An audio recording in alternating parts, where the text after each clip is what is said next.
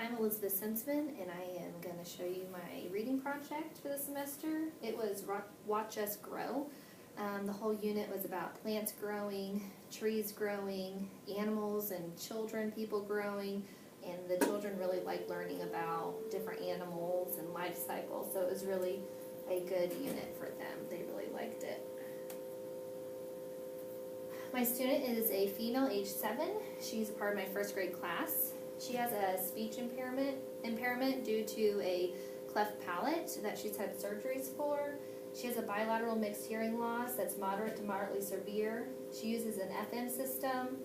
She prefers communication with speech. She is in the general education classroom with 22 of her peers. Everyone's able to communicate with her. The only time she's pulled from the classroom is 3 times a week for speech. And she doesn't have any previous knowledge of sign language, so she doesn't use sign. I have used some signs to help with vocabulary and that kind of thing.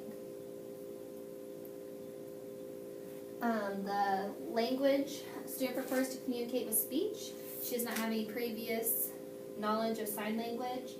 The student's current level of language is considered to be below first grade level. The assessments that we use for our district, we do word segmenting, we do nonsense words, sight words, sentence reading, and for all 4 categories she was considered to be below the target level. For the BRI assessment, she ended up with a end of kindergarten instructional level. Her passage was at a beginning level. Her comprehension is better than her reading skills, so that's why that ended up that way. Her words per minute were 11 with 65% accuracy. They're supposed to have about 66 words at this point. And her results for word segmenting was 30 out of 33, which is kind of on target.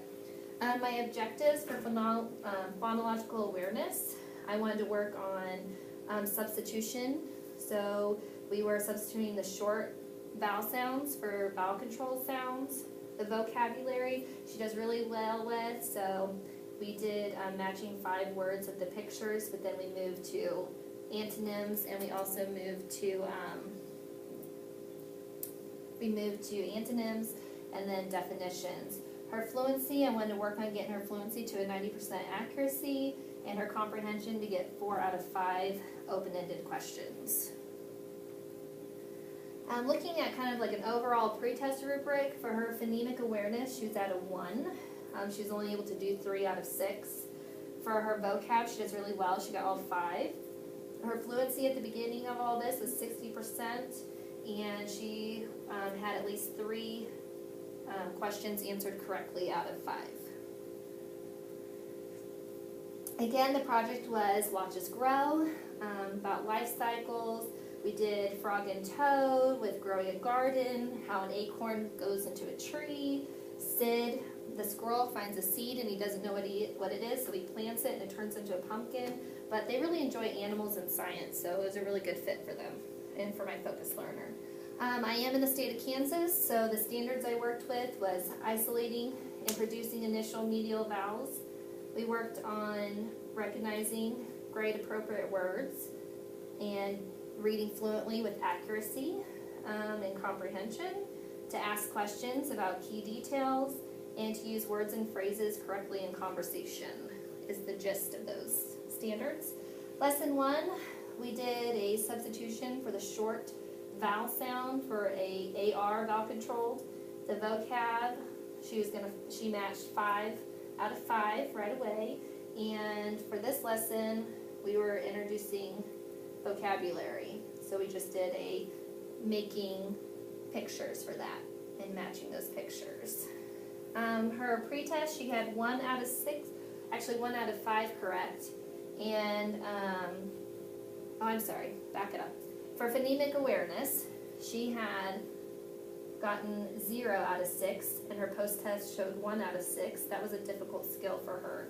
And then for her vocab, though, she got all 5 and 5 again.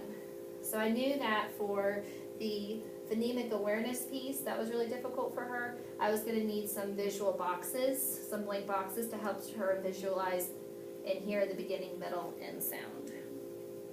These were the visual cards, visual phonics cues that we used for AR.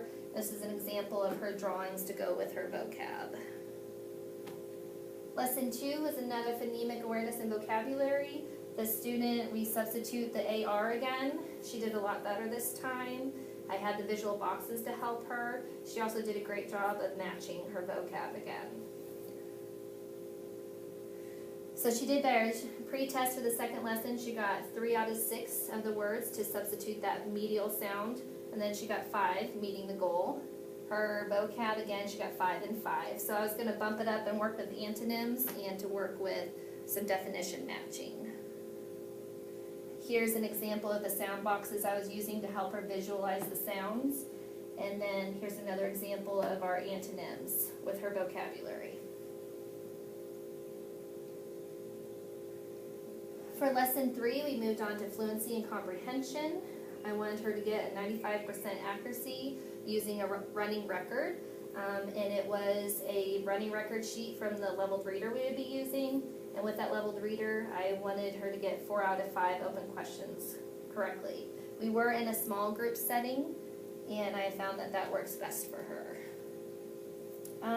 For her fluency, she had 40% accuracy at the beginning, and she went to 90, so I was really excited about that.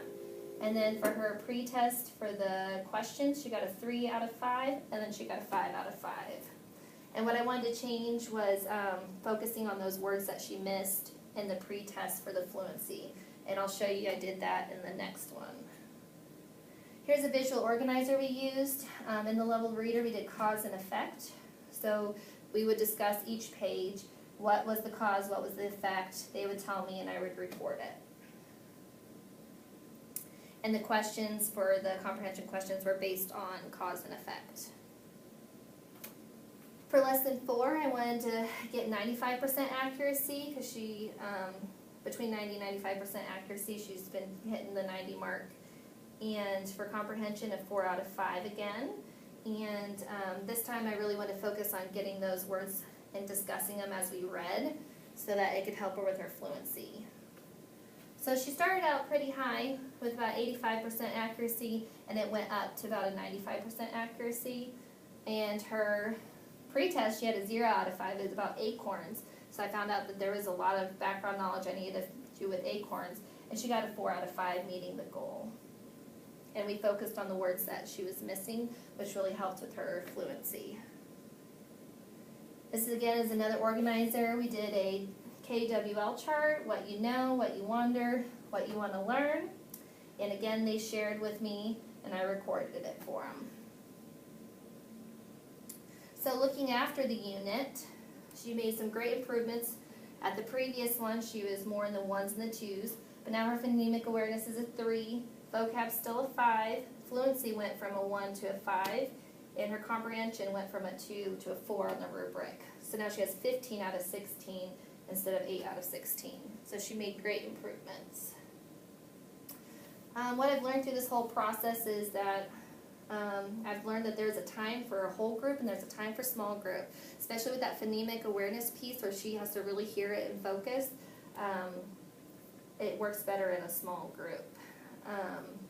And then what the student learned, the student was able to further their vocab knowledge. She was really able to learn about antonyms, the life cycles. She really learned a lot about acorns and the acorn tree that she didn't know before. And what I might do next time is I would like to bump up the vocabulary and the definitions part because I really think she's ready for that. And instead of doing open-ended questions, start working with the multiple choice or fill in the blank, kind of challenge her a little bit. She really's got her comprehension and her vocab down. Still need to work on that phonemic awareness piece. Another suggestion I'm going to do is talk to her speech teacher about how I can help her with those R-controlled vowels. Thanks for watching.